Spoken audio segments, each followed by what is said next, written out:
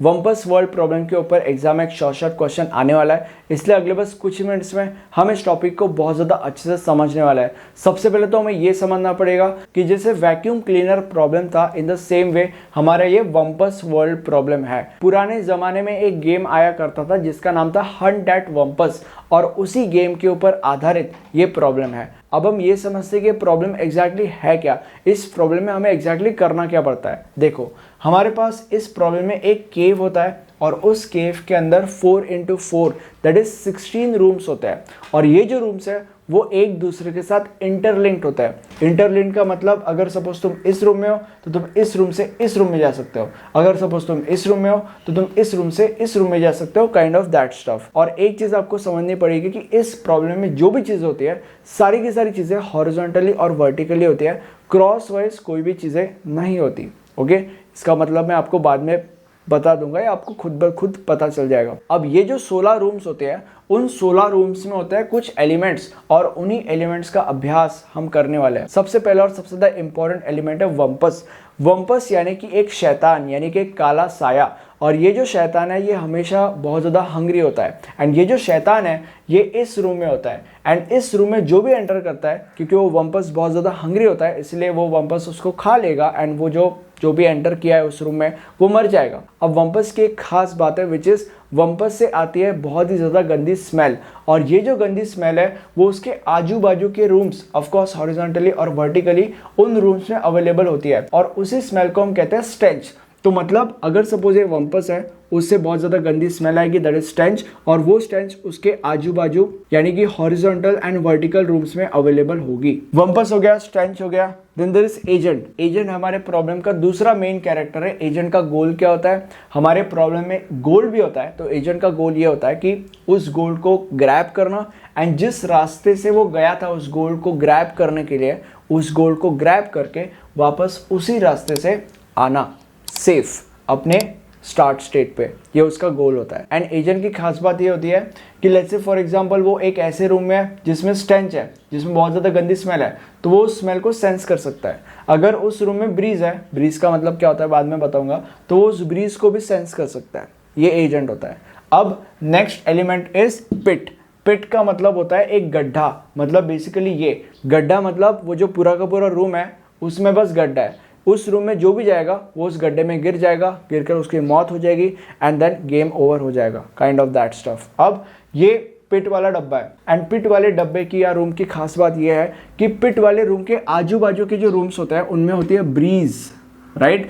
Of course horizontal and vertical rooms की मैं बात कर रहा हूँ, और ब्रीज का मतलब होता है ठंडी हवा। मतलब अगर सपोज एजेंट इस रूम में जाएगा तो क्योंकि वो ब्रीज को सेंस कर पाएगा, वो ठंडी हवाओं को सेंस कर पाएगा, इसलिए उसको ये पता चल जाएगा कि या तो इस रूम में या तो इस रूम में पिट है, मतलब बेसिकली गड्ढा है। इस रूम में तो नहीं हो सकता क्योंकि इसी रूम से वो यहाँ पे आया है, तो इसका मतलब या तो इस रूम में या तो इस रूम में गड्ढा है। इस रूम में क्यों नहीं हो सकता, क्योंकि जैसे कि मैंने बोला था कि क्रॉस वाइज कुछ भी नहीं होता, सारी की सारी चीज़ें हॉरिजॉन्टली या वर्टिकली होती है, इसलिए वो ये सोचेगा कि या तो इस रूम में या तो इस रूम में पिट है।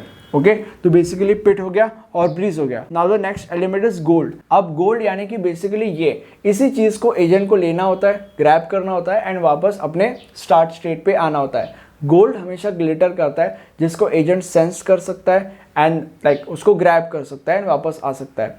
Next is and last is arrow.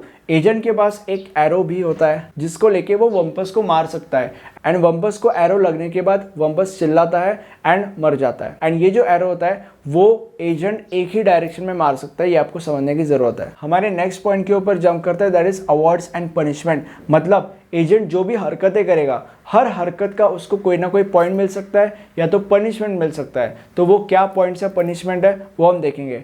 अगर एजेंट सेफली गोल्ड लेके अपने स्टार्ट स्टेट के ऊपर वापस आ जाता है तो उसको मिलेंगे 100 पॉइंट्स। देन एजेंट के हर एक एक्शन की वजह से उसका 1 पॉइंट माइनस होगा। एंड नेक्स्ट इज अगर एजेंट अपना एरो यूज करता है तो उसके 10 पॉइंट्स माइनस हो गए। एंड द लास्ट इज अगर एजेंट मर जाता है तो उसके 200 पॉइंट्स माइनस हो जाएंगे या डिडक्ट हो जाएंगे। ठीक है, अब हमारे नेक्स्ट पॉइंट के ऊपर जंप करते हैं, दैट इज पीस प्रॉपर्टीज। अब पीस प्रॉपर्टीज के अंदर जो सबसे पहली प्रॉपर्टी है वो है परफॉर्मेंस मेजर। परफॉर्मेंस मेजर का मतलब एजेंट का जो सक्सेस है वो हम परफॉर्मेंस मेजर के वजह से मेजर कर पाते हैं। तो अभी परफॉर्मेंस मेजर में आपको वही 4 पॉइंट्स लिखने हैं जो यहाँ पे 4 पॉइंट्स मैंने एक्सप्लेन किए थे। क्यों? क्योंकि इन्हीं 4 पॉइंट्स की वजह से हम एजेंट का परफॉर्मेंस मेजर कर सकते हैं, वो सक्सेसफुल है या नहीं है या कितना सक्सेसफुल है, ये सारी की सारी चीज़ें हम इन्हीं 4 पॉइंट से पता लगा सकते हैं। नेक्स्ट इज एनवायरमेंट, मतलब बेसिकली एजेंट के आजू बाजू क्या है, एजेंट का एनवायरमेंट क्या है, एजेंट का सराउंडिंग क्या है, राइट। सबसे पहले है एम्प्टी रूम्स, एजेंट के आजू बाजू एम्प्टी रूम्स हो गए। Then there is room with wumpus, agent के आजू बाजू एक ऐसा रूम होगा जिसमें वो शैतान है। Then there is breezy rooms, then there is stenchy rooms जिनमें ब्रीज है, जिनमें गंदी स्मेल है।